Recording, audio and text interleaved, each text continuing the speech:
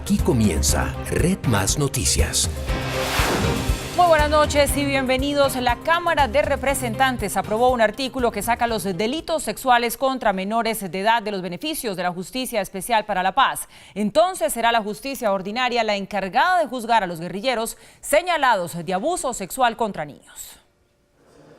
La Cámara de Representantes aprobó anoche, con 98 votos a favor y 0 en contra, el artículo que establece que los delitos sexuales contra menores de edad serán juzgados por la justicia ordinaria y no por la JEP. Siembran papa y zanahoria en la mañana, vienen al Congreso en la tarde y en la noche cogen a los niños como juguete sexual. El ministro del Interior, Guillermo Rivera, aseguró que la JEP no es justicia punitiva. Este proyecto de ley no busca modificar el Código Penal. Yo lo invito a usted y le ofrezco este compromiso. Si usted quiere, mañana mismo radiquemos un proyecto de ley independiente que modifique el Código Penal y que incremente las penas. El viernes pasado, durante una entrevista de la Alianza Informativa de Red Más Noticias y Caracol Radio, el director de este noticiero, Juan Lozano, le había lanzado la pregunta que causó polémica anoche en el Congreso al propio Timochenko, líder de las FARC. Uno de los temas más sensibles en la discusión de la JEP es el tema de violencia sexual, abuso contra niños y niñas, y hay una discusión muy intensa para que en la jurisdicción especial no tengan beneficios de la JEP los abusos sexuales contra menores de edad. ¿Usted qué opina sobre eso? Si a alguno se le comprueba violencia sexual, tenga la seguridad de que todos, a una, tenemos que ser sancionados drásticamente. De acuerdo con cifras del Observatorio de Memoria Histórica del Centro de Memoria Histórica de Bogotá, más de 5.000 niñas entre los 10 y los 14 años fueron violadas durante el conflicto armado. No podemos desconocer el reclutamiento de niños, niñas y adolescentes, el secuestro, la esclavitud, la utilización, el aborto forzado. Queremos que estos bandidos, abusadores, asesinos de niños, por lo menos paguen los mismos 58 años a que ha sido sometido la condena de Rafael Uribe Noguera. Ahora el proyecto está en conciliación y será discutido por la Corte Constitucional. Y hablamos de esta importante noticia con Maritza Martínez, senadora del partido de la U, quien además ha estado impulsando, liderando esta proposición durante todo este tiempo y nos acompaña aquí en el estudio. Senadora Martínez, buenas noches, bienvenida y mire, felicitaciones, porque es un triunfo para el país, pero es un triunfo también para quienes como usted ha estado allí, al frente de que esto saliera adelante. Buenas noches, muchísimas gracias. La verdad es que teníamos claridad que lo que no puede ocurrir es que el proceso de paz se convierta en fuente de impunidad, y menos frente a los niños. Senadora, tengo una primera pregunta para hacerle, y es esto ya lo aprobó la Cámara, ya lo aprobó el Senado, pero ahora viene una etapa de conciliación. ¿Esta proposición se podría caer en esa etapa de conciliación o esto ya es un hecho? No, esto ya es un hecho porque en Senado logramos la aprobación la semana anterior, en Cámara presentamos también una proposición, se aprobó, y cualquiera de los dos textos que se escoja ya incluye que todos quienes hayan sido violadores de menores durante el conflicto armado no van a recibir esa pena alternativa de 5 años, sino que tendrán penas hasta de 30 años. Esa es la esencia de las dos proposiciones y eso nos garantiza que ya desde diciembre de 2016 hacia atrás, que es el lapso que contempla este proyecto, o sí, casi ley de la JEP, va a aplicarse para esos delitos. Son más de 50 años de conflicto, pero durante todo ese tiempo los vejámenes contra los menores, las niñas y los niños van a ser sancionados severamente. Y esperamos que así sea, senadora. Mire, senadora Martínez, nosotros en Red Noticias hicimos un especial sobre el año, la firma del acuerdo de paz y el cumplimiento de un año. Nos fuimos al departamento del Caquetá y recorrimos varias partes de este departamento, entre ellos varios testimonios también. Nos encontramos con el testimonio de una mujer, un testimonio muy desgarrador porque nos contaba su historia. Una mujer que cuando era niña, a los 13 años, fue reclutada por las FARC, y a esa edad ella fue violada varias oportunidades por miembros de las FARC. Esta mujer nos acompaña hoy en el estudio de manera telefónica, se llama, y le vamos a poner un nombre ficticio, digámosle Paola.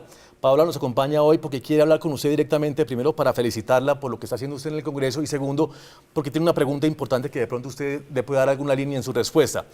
Paola, buenas noches, gracias por acompañarnos aquí en Red Más Noticias, bienvenida y te escucha la senadora Maritza Martínez. Buenas noches, muchísimas gracias. Como lo decías, primero que todo felicitar a la senadora por esta maravillosa labor. Y sí, tengo una pregunta, senadora Maritza. Pues yo fui reclutada a los 13 años de edad por las FARC, me llevaron a la fuerza, aprendí a disparar siendo muy joven, pues me estaban preparando para la guerra. Y mientras eso pasaba, pues fui abusada por varios guerrilleros en varias oportunidades. En este momento, pues sé los nombres de los guerrilleros y todo, pues quisiera saber qué debo hacer. Bueno, primero mi solidaridad, Paola, mi reconocimiento por la valentía, eso es lo que necesitamos. Ha quedado el marco jurídico listo para recibir todas estas denuncias. Simplemente seguir el procedimiento normal. Hay que acudir a la Fiscalía, interponer allí la denuncia, ojalá señalando quiénes fueron los responsables. De allí la Fiscalía iniciará el trámite normal y creería yo que se queda a cargo con la competencia para conocer, para investigar este delito, porque precisamente eso fue lo que logramos en el Congreso. Y lo más importante, Paola, no será una pena de 5 años para quienes cometieron esos abusos, esos vejámenes. Será una pena que esperemos sea la máxima de 30 años. Ojalá, si conocen más casos, anime a sus excompañeras o excompañeros, porque también tuvimos muchos niños vulnerados, para que vayan y denuncien. Vamos detrás de todos los actores del conflicto que cometieron este tipo de conductas. Vamos a imponerle las más drásticas sanciones y sobre todo hacer seguimiento, porque una discusión que se dio allí en el Congreso es que la justicia ordinaria es muy inoperante, pero esto tiene que cambiar, y más cuando hemos logrado reivindicar a todas esas niñas y niños afectados.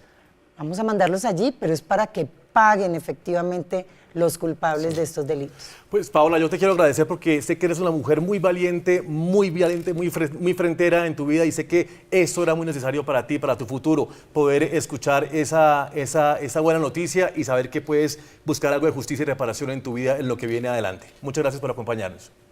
Igualmente, muchísimas gracias y felicitarlos por esta labor. Senadora, oíamos ahora la respuesta de Rodrigo Londoño, alias Timochenko, cuando decía que si a algún guerrillero se le demostraran actos de violencia sexual contra niños, tendría que caerle todo el peso de la ley. Una de las ventajas que tiene la JEP, pocas para algunos, muchas para otros, una de las ventajas es aplicar responsabilidad de mando. Es decir, que aquellos actos que terminan cometiendo distintos guerrilleros o que cometieron distintos guerrilleros con la anuencia o tolerancia de los altos mandos que hubieran podido evitarlos, terminan involucrando a los altos mandos. Mi pregunta es, cuando la Fiscalía demostró que más de 250 casos sucedían cosas como las de Paola, reclutamiento forzoso, entrega de las niñas para que fueran abusadas por los comandantes de la guerrilla, ¿eso no termina configurando un caso de responsabilidad de mando que podría elevarse hasta arriba? Y si en estas reformas que acaban de hacer ustedes termina aplicándose responsabilidad de mando, o terminan estos de aquí abajo pagando y los de arriba nada. Yo creo que el hecho de haber abierto esta no ventana, sino inmensa puerta de responsabilidad, va a llevarnos a esa clase de discusiones y de decisiones. Yo sí creo que había una política clara de abuso sexual como una de las formas de doblegar a todos estos niños que eran vinculados a estas organizaciones. Yo no descartaría el tema.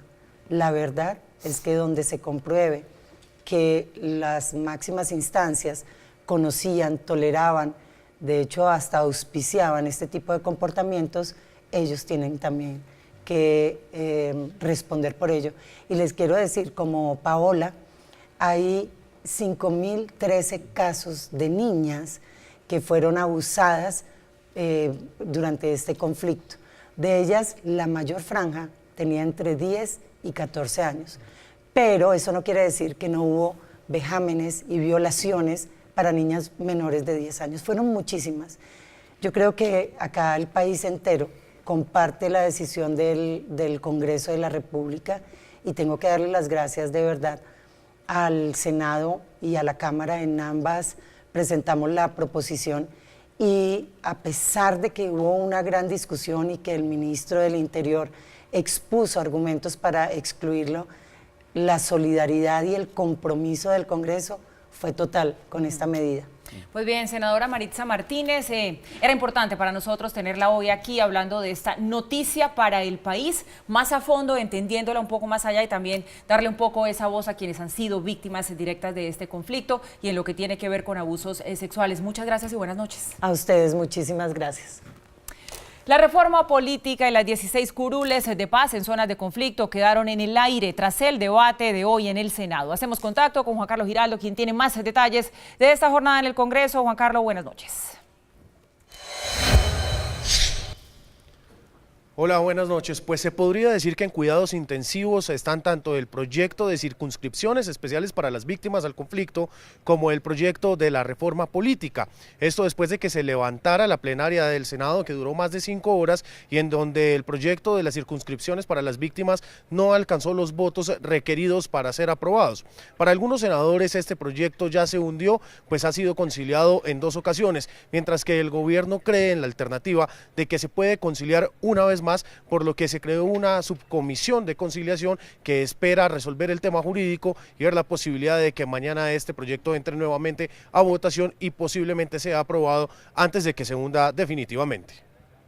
Decir que no se puede hacer elecciones porque en el Chocó profundo, en el Cauca, en el Caquetá o en Nariño lo que hay son bandas criminales y narcotraficantes es ofender a miles y miles de colombianos de buena fe que han sido olvidados por el Estado y que por primera vez tendrán la oportunidad de elegir solo a las víctimas.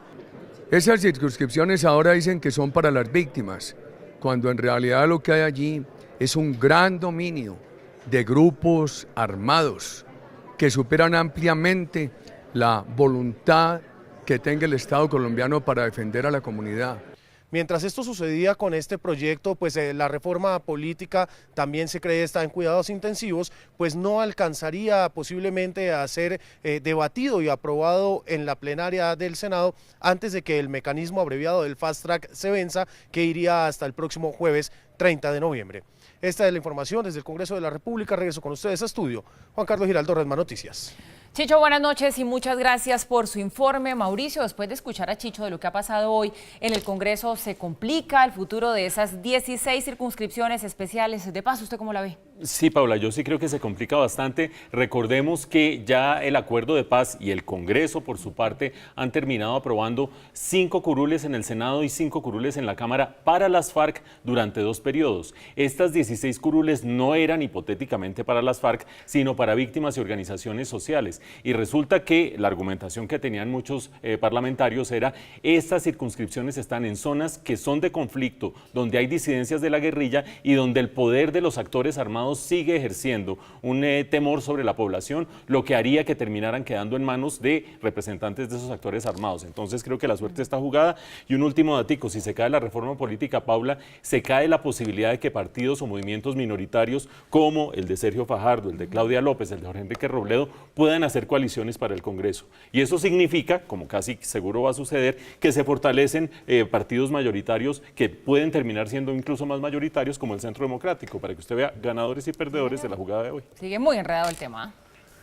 Y a una escalofriante conclusión parecen haber llegado las autoridades. Según ellas, el dueño de la cadena de almacenes Surtifruber habría sido asesinado por orden de su esposa. Fueron pagados 20 millones de pesos para la ejecución de este crimen.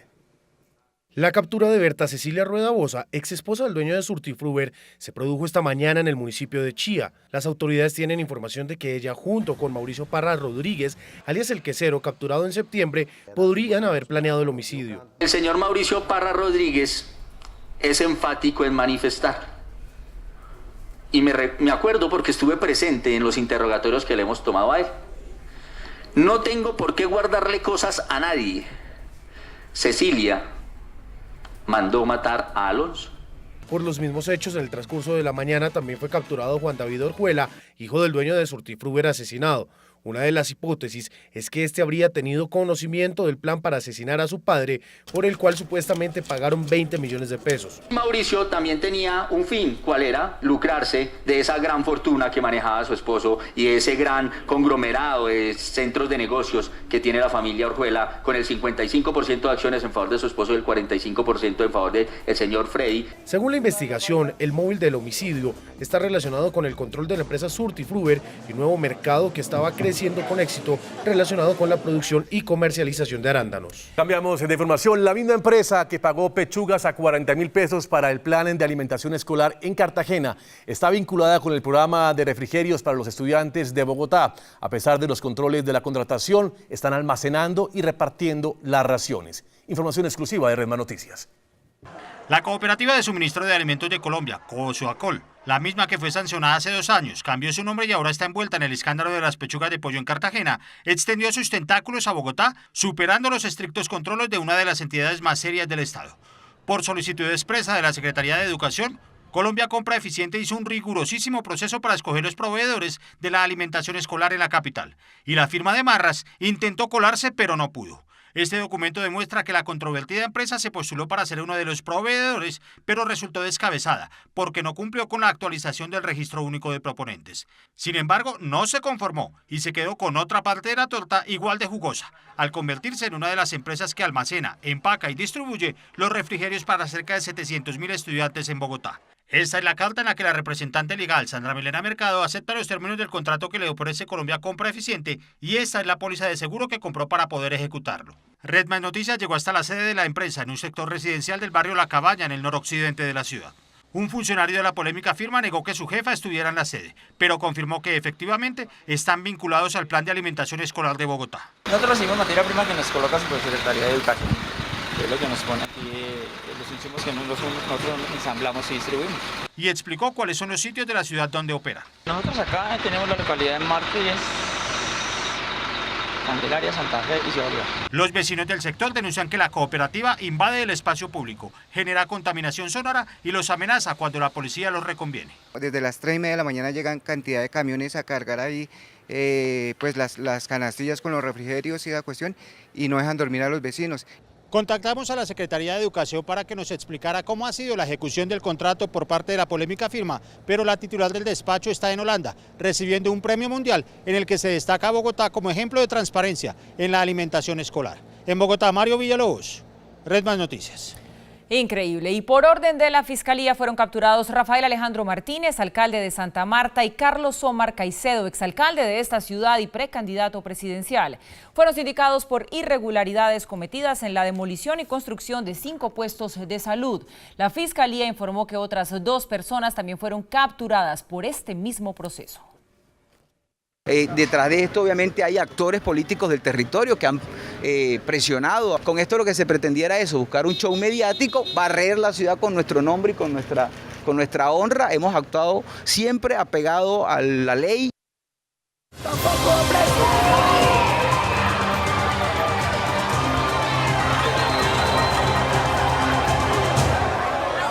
El presidente Juan Manuel Santos desmintió que Colombia esté bloqueando alimentos y medicinas a Venezuela, como lo asegura Nicolás Maduro. Santos instó al gobierno de Maduro que permita el apoyo humanitario que le ha ofrecido Colombia y la comunidad internacional y responsabilizó al régimen de la crisis que vive Venezuela. Maduro parece no darse cuenta que los venezolanos están sufriendo por falta de alimentos y se están muriendo por enfermedades por falta de medicamentos. Permita, presidente Maduro, que la comunidad internacional ayude al pueblo venezolano en este momento de grave crisis, una crisis provocada por el régimen y no por Colombia ni por factores externos, como tantas veces se ha insinuado. Militares venezolanos estarían recibiendo órdenes de no salir de noche, evitar hablar por celular y en sus automóviles y mantener en reserva su condición de uniformados. Así lo reveló un informe del diario El Nuevo Herald, que tuvo acceso a una orden emitida por la Fuerza Armada Nacional Bolivariana. El objetivo es que los uniformados no sean víctimas de la delincuencia común en Venezuela.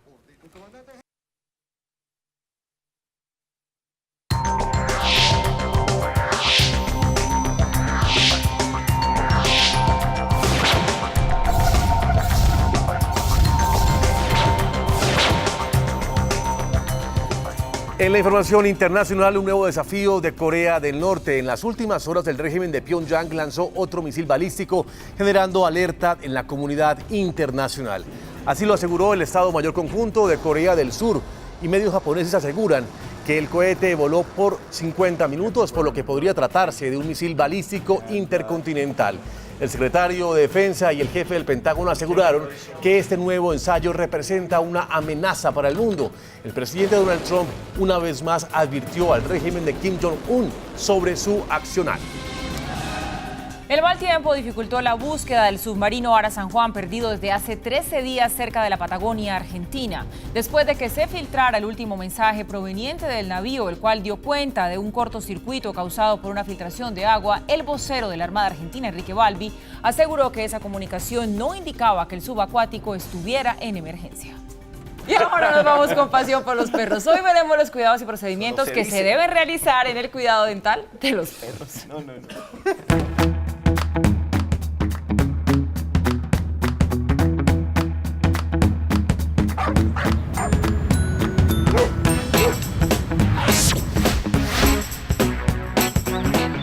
Las personas nos escriben pidiendo muchísima información, siempre queremos colaborar, ayudarles a los que más podamos, pero de los temas realmente importantes y que se tiene a veces muy poca conciencia es la profilaxis dental. ¿Saben lo que es? ¿Saben cómo funciona? ¿O por lo menos saben cómo se hace? Hoy, de primera mano, les voy a contar exactamente cada detalle. Lo vamos a hacer con un perro de mi manada y vamos a mostrar el antes y el después. Como siempre, con los mejores.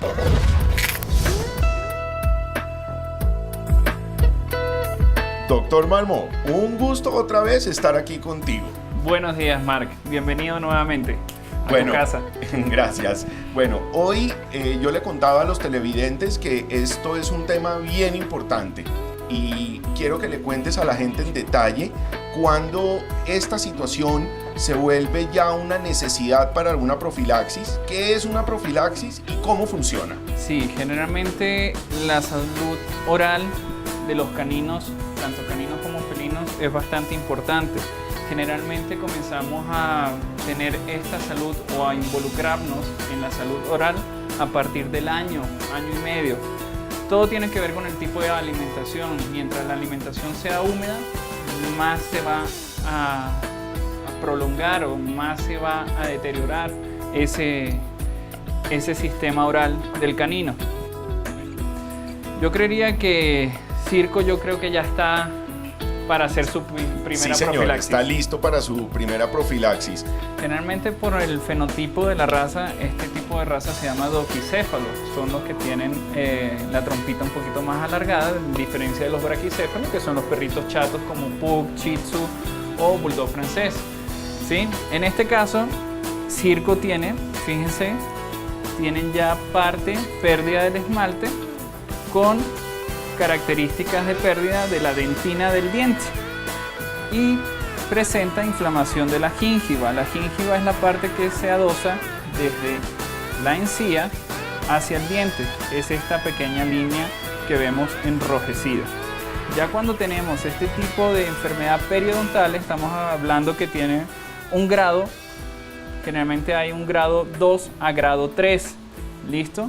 Es importante saber hasta dónde podemos llegar nosotros como médicos veterinarios generales para hacer este tipo de profilaxis.